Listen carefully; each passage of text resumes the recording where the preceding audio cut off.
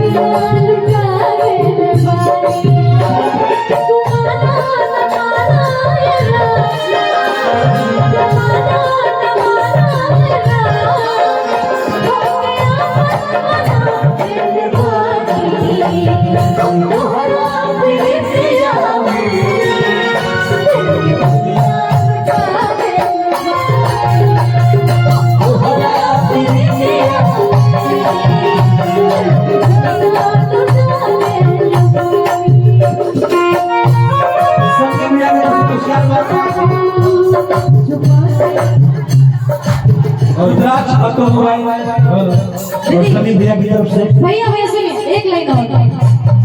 आप ऊपर आइए। हाँ ऊपर आइए। अखियाँ में कब जाए चुरा के तुझसे अखियाँ में कब जाए चुरा के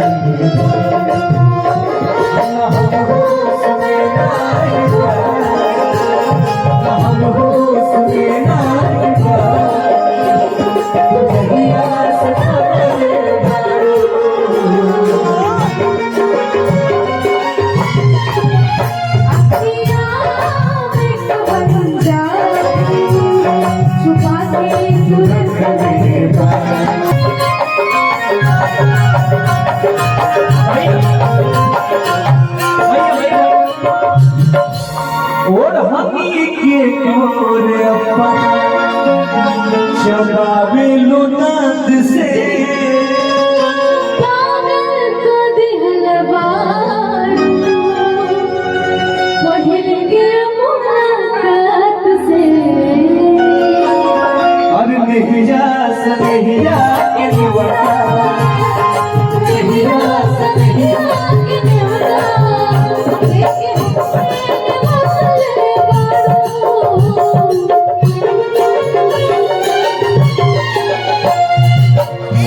अच्छा सनी भैया के लिए